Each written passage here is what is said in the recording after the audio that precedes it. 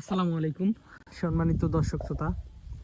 আজকে যে ঘাসটি আপনাদেরকে দেখানো হচ্ছে এটি হলো ডক্টর জহিরুল ইসলাম স্যারের চীন থেকে আমদানিকৃত যারা ওয়ান হাইব্রিড ঘাস। দর্শক শ্রোতা, এই ঘাসটি মূলত গরু, ছাগল, ভেড়া, মহিষ, গারল যে কোনো গবাদি পশুর জন্য আপনারা এই ঘাসটি চাষ করতে পারবেন। এটি খুবই নরম মিষ্টি ঘাস, রসালো স্বাদযুক্ত। বিশেষ করে এই ঘাসে 22 থেকে 25% প্রোটিন রয়েছে।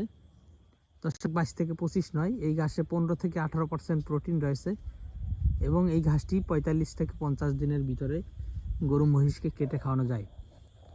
আর এই যারা ওয়ান হাইব্রিড ঘাসের চাষের সুবিধা হলো, এই ঘাসটি হলো আপনার রোদ, বৃষ্টি, গ্রীষ্ম, বর্ষা কিংবা বাংলাদেশে যখন আষাঢ় শ্রাবণ মাসে যখন একটু বেশি বৃষ্টি হয়, সেই বৃষ্টির সময়ও 10 দিন, 15 দিন বা 20 দিন বা 30 দিন পর্যন্ত পানি আটকে থাকলে এই যারা ওয়ান হাইব্রিড ঘাসটি কিন্তু টিকে থাকতে পারে। দর্শক, আমার পাশেই দেখেন ফসলি জমি রয়েছে, অর্থাৎ এইসব জমিতে ধান চাষ করা হয়।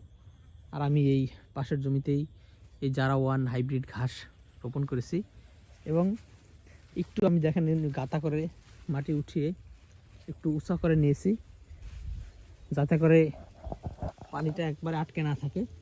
অনেক বেশি পানি হলে যখন আটকে থাকবে, আর হালকা পাতলা বৃষ্টি হলে বা হালকা পাতলা পানি থাকলে তখন আমার গাছটা শুকনো থাকবে।